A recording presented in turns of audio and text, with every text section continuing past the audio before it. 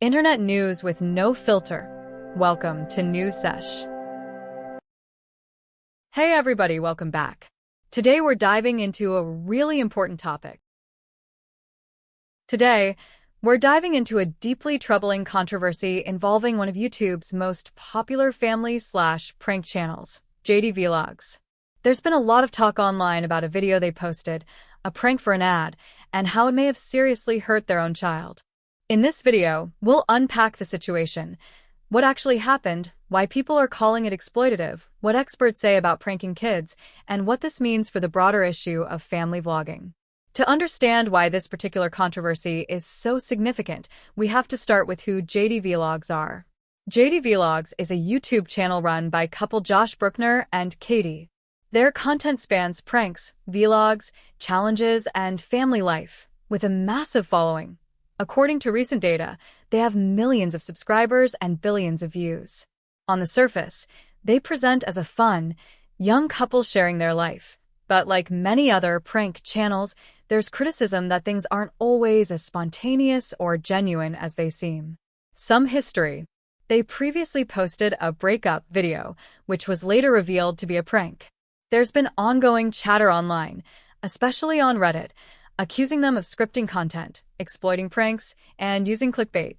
More specifically, critics worry about how they include their child in videos, particularly pranks, raising ethical questions. So, what's the video at the center of the controversy? Title was, "I threw away all my wife's breast milk. She lost it." What is clear from community reaction and from academic/media analysis is that many viewers and critics believe Jatie's pranks cross ethical boundaries. Let's break down how. Here's the heart of the matter. Many people think this wasn't a prank gone wrong, but rather a staged or semi-staged piece of content, possibly even an ad, that used emotional manipulation and potentially harmed their child in the process. Key concerns raised by viewers. Scripted/staged behavior. On subreddits like Jatie Snarks, people argue that these pranks are not genuine. It's so obviously scripted. Some viewers feel that the emotions, sadness, crying, are exaggerated or coached for drama and views. There are broader concerns that many so-called prank channels follow a pattern, stage an over-the-top situation, generate views, then reveal it was fake, but not without risking emotional fallout. Using the child for clicks. Children in family vlogs often cannot meaningfully consent. Critics point out that the child is on camera 24/7. Some feel that the parents are leveraging their child's reactions to drive engagement, even in stressful or potentially traumatic pranks. Trust and manipulation. A prank of this intensity, involving something as sensitive as breast milk, risks breaching trust.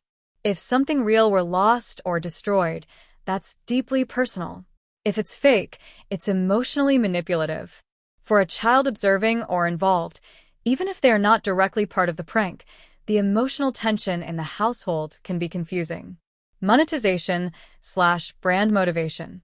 Some critiques suggest that the prank may actually be more about revenue than authenticity, possibly an ad disguised as a prank. This isn't unique to Jatie Vlogs. Family vloggers often monetize heavily, and when pranks are used, there's question whether views are prioritized over well-being.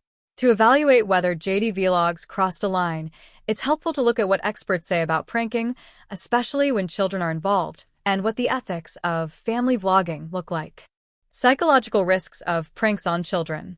According to research, pranks involving fear, surprise, or perceived danger can be psychologically harmful, especially for children.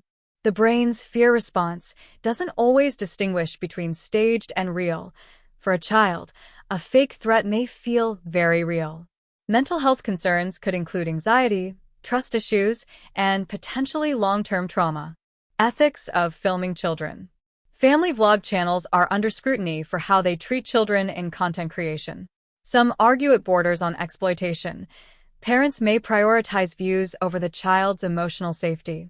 According to the Center for Media Engagement, there have been documented cases where children are coached to act emotional for thumbnails or content, raising serious consent questions. Center for Media Engagement. Legal and ethical parallels. Child actors have protections like labor laws, but many child influencers don't benefit from the same framework. Broader societal and regulatory considerations. Critics argue that influencer parents should be more tightly regulated, especially when content involves children's private moments or emotional distress. There's a growing call among media ethicists. Content that could harm children emotionally should be critically examined, and platforms should consider protections for kidfluencers. Now let's go into how the YouTube community, especially on platforms like Reddit, has been reacting. These reactions are powerful because they reflect not just casual disapproval, but deep concern about child welfare, authenticity, and the morality of content creation. Here are some of the recurring themes from Reddit. These are the worst people, most of them are obviously fake. Now they are using their daughter for the pranks, makes it so much worse. Poor baby. All she knows is a camera in her face 24/7. She's putting that baby to work. Users frequently compare Jatie to other notorious, toxic prank couples and argue that trusting parents to draw a clear line is risky. Some suggest that the couple's entire brand is built around staged drama for clicks. Hey, at least they're physical distancing. Their channel is called Jatie Vlogs. Never knew they were a thing, but as soon as we are here. These voices reflect a broader unease with what family content on YouTube has become, not just for Jatie, but for many creators who blur the line between life and performance. One crucial question: was their child actually traumatized in this specific video, or is the concern coming mostly from viewer interpretation and fear about potential harm? Evidence for trauma. There's no confirmed, publicly verified clinical assessment of the child in relation to this specific prank, at least based on publicly available sources. Much of what people claim as trauma is inferred: the emotional intensity, the parent's behavior, and the context of YouTube pranks. Why the concern is still valid. Even if no formal diagnosis, that doesn't mean the risk isn't real. Emotional distress, fear, and confusion don't always translate into a diagnosable trauma, but they can have lasting effects. Critics worry about the cumulative risk. It's not just one video, but a pattern of pranks, staged content, and exposure. For a child, repeated exposure to high-drama situations, even staged ones, can affect their sense of security, trust, and emotional boundaries. Let's talk about the business side. Why might someone fake a prank for an ad, and what's wrong with that? Monetization incentive. More sensational content equals more views, equals more ad revenue. By presenting something as a prank, creators can generate drama, engagement, and clicks without necessarily delivering a real prank. Blurred lines. When a prank is also an ad or sponsored content, the authenticity becomes murky. Is the goal to entertain or to sell something? Viewers may feel misled. They think they're seeing a spontaneous, funny moment, but in reality, it was engineered. Ethical cost. Using a child to stage emotional content for profit is deeply problematic. It risks treating the child as a means to an end, rather than a person with their own psychological well-being. Even if the child is in on it or not fully aware, the parents bear ethical responsibility for their role in crafting the content. Jatie is not alone in this controversy. There are many well-documented examples of family vloggers and prank channels crossing ethical lines. Here are a few examples and lessons we can draw. CJ's so cool. In one notorious case, Clyde James Brady made a prank involving laxatives and filmed his children crying on the toilet. Lawbrant fan. They once pranked their daughter by telling her they had to give away their dog. She was visibly distressed, but the video was posted anyway and monetized. Daddy05/Family05. The parents pranked their children in emotionally abusive ways.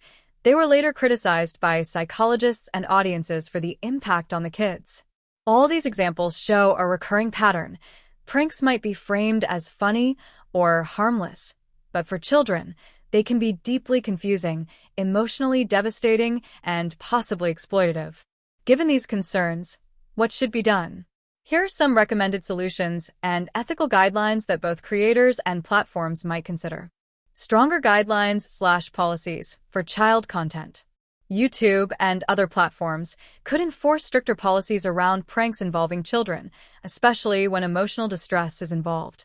For child influencers, Adopt protections similar to child actors, such as regulated working hours and a portion of earnings in trust. Transparency requirements. If a prank is sponsored or part of an ad, creators should clearly disclose that. Viewers deserve to know whether something is genuine or engineered, especially when children's well-being is on the line. Ethical coaching versus manipulation. Coaching children for emotional reactions is ethically problematic. It can distort their understanding of authentic emotion. Parents should evaluate, is the content for the child's benefit or for entertainment/profit? Media literacy for viewers. Encourage audiences to critically evaluate vlogs and pranks. Not everything is real life.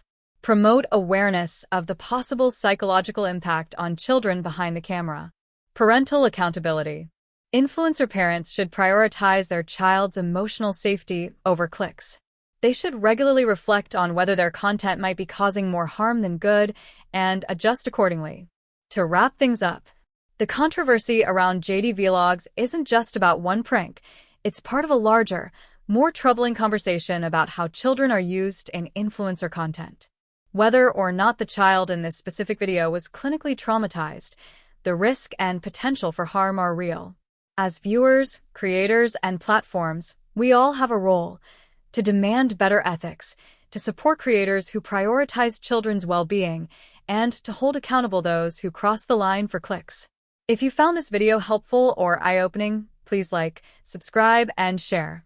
Let me know in the comments. What do you think about pranks involving children? Where should the line be drawn between entertainment and emotional harm? Do you believe creators like Jatie Vlogs should face more regulation? And that's a wrap, guys. Like if you did, subscribe for more fun. See ya!